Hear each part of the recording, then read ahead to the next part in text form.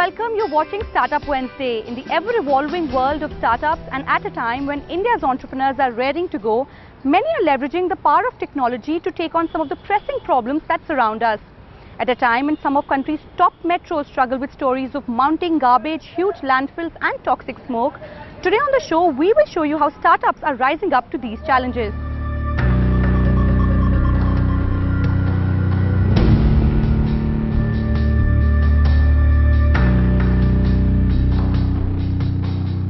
A massive 62 million tons of waste is generated annually in the country, half of which is dumped in landfills.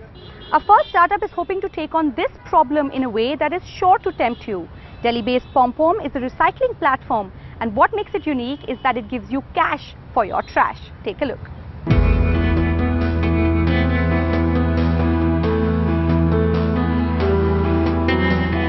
Headline after headline on stories of mounting garbage in huge landfills. Be it the fire at Deonar, Mumbai's largest and oldest dumping yard, or Bhalswa in New Delhi. These simmering landfills emitting toxic methane now call for an alarming change and highlight the desperate need to start recycling our waste. We all talk about segregation and recycling and things like that, but it's not happening on ground.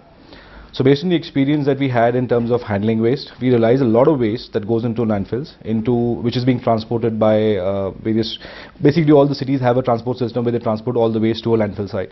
If you look at the waste which goes to landfill, a lot of that is recyclable. So there has to be a way of making sure that material does not go in there.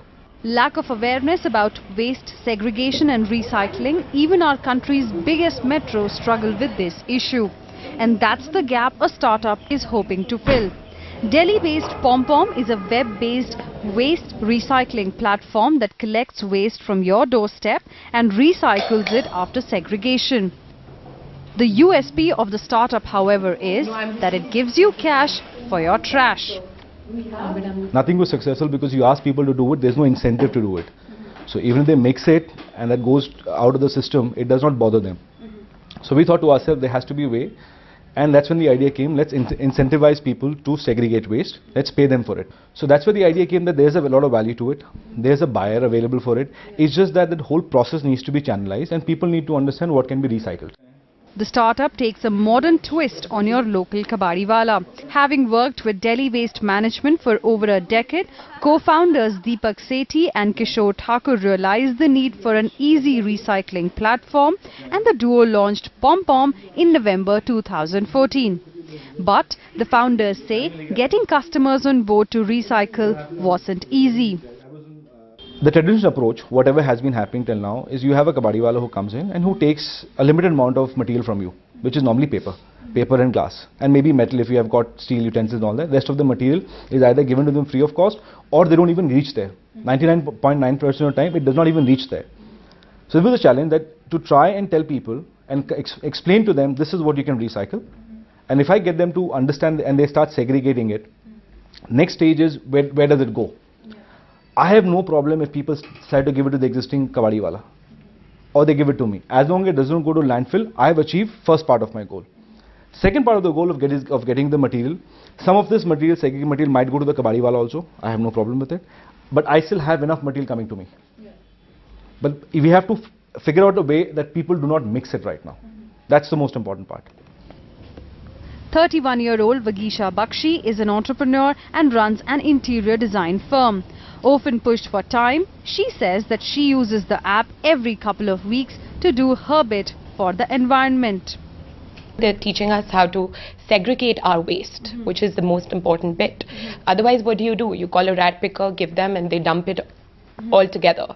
We would place an order, they would come, and anything and everything as small as, starting from your plastics to your glasses, anything, metal, everything could, be recycled. We didn't know about this at all. So it's really helped in terms of, it gives us that value for our recyclables. According to a 2014 report, nearly 62 million tons of waste is generated annually in India, out of which only 11.9 million is treated and nearly half, which is 31 million, is dumped in landfill sites. As per a survey by business research organization Novanus, the waste management market is expected to be worth over $13 billion by 2025, with an annual growth rate of over 7%. And that's the market the startups are hoping to tap. Since its inception, PomPom has collected more than 500 tons of recyclables in the form of paper, plastic, cardboard, glass, metal, etc. and has served more than 3,000 unique customers. The startup is bootstrapped at the moment, but the founders are looking to raise money soon and also extend their services beyond the capital. The startup was also associated with World Cultural Festival for Recycling. जब से हमने शुरू करा है, youngsters हमारे साथ में आगे आ रहे हैं. Elders, of course, they like the idea, they want to do it, but they take time. They take time to understand. The youngsters are aggressive. They're just with us. Today also we had some school, college children. So happy to be with us. They said, we want to participate with you. And as young India steps up to this challenge, startups like these could be one of the steps towards a sustainable future. In New Delhi with Simmerpreet Sembhi, Hina Gambhir for NDTV. Well, PomPom is currently functioning only in New Delhi, but the startup is hoping to expand to other parts of the country very soon. Moving on, India's capital, New Delhi, holds the record for being the most polluted city in the world. And indoor air quality is as bad as the air outside our homes. Our next startup is hoping to use a combination of mechanic and organic filters to keep the air inside our homes and offices as clean as possible. Air pollution is the fourth highest risk factor for death globally, and the capital of the country holds the dubious distinction of being the most polluted city in the world. Amidst tall buildings and crowded roads, it's Delhi's deadly air, choking many. According to a recent report, PM 2.5 levels in the capital are 10 times higher than the safety limit prescribed by the World Health Organization.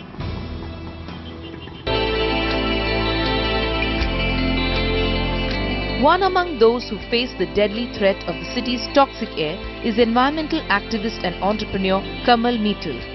Owing to his deteriorating health in the 90s, he was advised to move out of Delhi in order to lead a healthy life, but he wasn't ready to quit so easily. I was on the board of IIT Delhi, and I asked IIT Delhi to help me to find a solution to this particular problem. And then with the help of TERI, at that time Tata Energy Research Institute, and IIT, we went through finding solutions and did a lot of library research and found that NASA in the US was doing research and thinking of putting people on the moon so that they would be able to live there. That gave me an idea and said, well, perhaps I can grow my own fresh air. And that's exactly what he did. Upon research, he found out 3 plants that could be used to increase the oxygen supply, fight bacteria and filter indoor air. Areca palm, mother-in-law's tongue and a money plant. And he transformed his office, Paharpur Business Center, with a greenhouse and over 1,200 plants to literally produce indoor air. The person feels healthier and found that you got less headaches and less eye irritation, etc. Beside less lower lung function and upper lung function issues and less asthma problem. But now what we have found is that people, their productivity goes up, they feel much more energetic, they feel less tired, and hence, especially for startups, especially for youngsters, it means a lot because the energy levels will increase. Drawing upon from his experience, his son-in-law, entrepreneur Barun Agarwal, developed a business model around it so that many more homes and offices could share a similar experience and purify indoor air.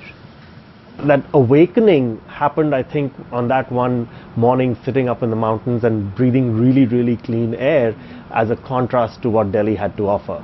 And that's when I said, this is it. You know, air was still not the in thing to talk about. It was not, Delhi was not called the world's most polluted city at the time. But I said, there is a need for this and we got to take this to the people. A lot of people said I was crazy and nobody will buy my products because it's invisible and this is not the time for anything to do with air quality. I would waste my time, but I just said, no, this is it. I know what this does. I know what it can do. I believed in the idea that. And together, the duo founded Breathe Easy, a startup that helps companies implement solutions for improving indoor air quality. The startup uses a combination of mechanic and organic filters to increase indoor air quality for large commercial buildings and homes. And my tagline is, I bring Davos to Delhi. So I can give you Swiss quality air sitting right here in the world's most polluted city. And we've done that now for not only this building for the last 27 years, but we've done that for a lot of other buildings in Delhi, and now we're working on buildings outside of Delhi as well. So that's how it started, and then we put this out and for a couple of other folks who had breathing issues, asthma problems, and the feedback we got was incredible. Within weeks and months, their wheezing, their asthma, nebulizers for small kids started to go away completely. According to a study, more than 5.5 million people worldwide die prematurely every year due to household and outdoor air pollution. Moreover, India and China together account for 55% of these deaths. In 2013, about 1.6 million people died of diseases related to air pollution in China and 1.4 million people died in India. The startup has worked with over 2,000 homes in Delhi, but getting customers on board wasn't easy and pricing remains an issue. I believe that today all the good air purifiers are imported. Whether it's from China or from other parts of the world, they're all imported, and we have a 26% import duty on these purifiers. We got to eventually start making these in India because the cost has to come down, and because the end consumer needs to have product, the mass market needs to have product that's affordable and that works, and that can only be done if we make in India. Barun and his team aim to take this model to other cities across India and help many others battling respiratory and breathing issues lead a healthier life, hoping the pollution levels outside too improve gradually. With Simarpreet Kaur Simbi, Sharon Alex, NDTV. It's time for us now to slip into a short break, but when we come back, we introduce you to a 17-year-old who will show you how you can dispose of your old rubber tires in a manner that is safe for the environment. Stay tuned.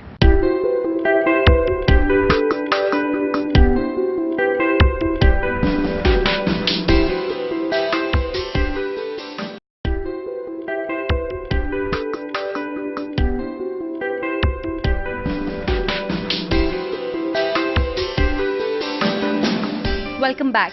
Well, he's only 17, he plays the violin, he's a computer programmer and an entrepreneur. We have with us Anubhav Vadhva, who's found a very interesting way to recycle old used rubber tires. Anubhav, before I even get talking to you, I need to know that, in the middle of studying, juggling school, exams, how did you even think about doing this? I've been really passionate about technology ever since I was a young kid. I think that the idea behind Tirelessly came when I was coming back from a regular class. Okay. This was last year, and I saw a dozen tires piled by the side of a road. About 200 meters past, similar situation, but this time someone was also burning them. And I think that's a typical situation in winters in Delhi, where people start burning tires for a simple source of heat.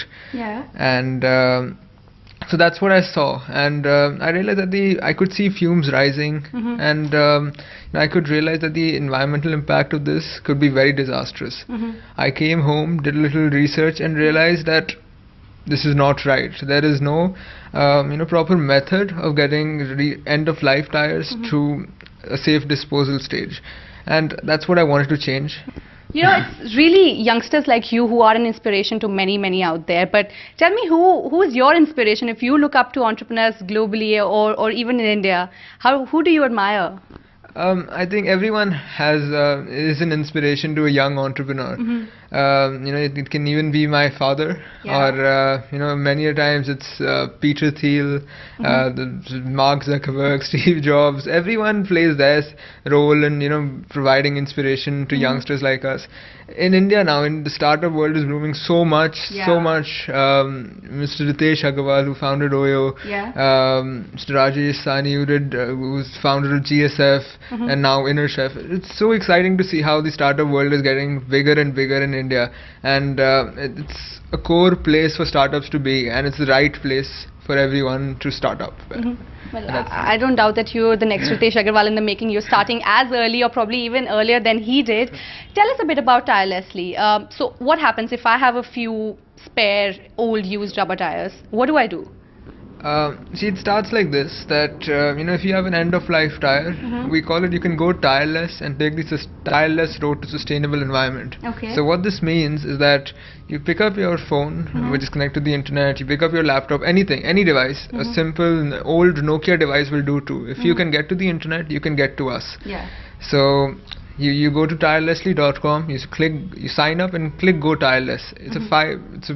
Takes a couple of minutes, 1 or 2 minutes, and it picks up your location right from your about 10 meters radius. Okay. And you click a single button. A single button does the trick. We get the notification, and then we send a truck to pick up your end-of-life tires. Okay. Over the process, you're notified of your tires status, when it's warehoused and when it safely disposes. You can track your tire, not dispose the harm the environment. How's that done? I mean, how do you use it for a better purpose than just sort of burning it away? See, we have two strategies. One is the material recovery and one is energy recovery strategy. Okay. So for the start, what we are doing is that we are extracting few things out of tires: fuel oil, petroleum, carbon, and steel. And together we extract this as energy and material recovery. But there's a lot that can be done with tires. You chuck out those scrap tires that have been piling up in your garages or terraces or anywhere, and we can use them to make synthetic resins, construction adhesives. We can use it for construction, non-slip pavings, roads, you name it. There are endless solutions to that can be provided with tires, and we are here to change that. For a young entrepreneur like you, what do you think inspires you to just sort of work for the environment? I think we are an impact-driven company more than a profit-driven company. Okay. And I think that's how a lot of startups are building up to be now. So initially the business model and profit doesn't matter till you grow to a stage, and Tirelessly was built to be scaled up. Okay. Yeah. And from the day I started coding, I knew that I need to make Tirelessly reach 100 communities. Do you think you'll go out raise for funding, and what's the plan going forward? So right now that's the whole plan. Okay. We're looking for funding right now from an investor who is in line with our goal of environmental sustainability mission. Okay. And I think the response has been great, and what we can understand from this is that India is ready for an environmental sustainability company that changes everything. What's your plan going forward? Like, you're going to study abroad, or are you planning to stay in India? And you plan to pursue entrepreneurship as you go along?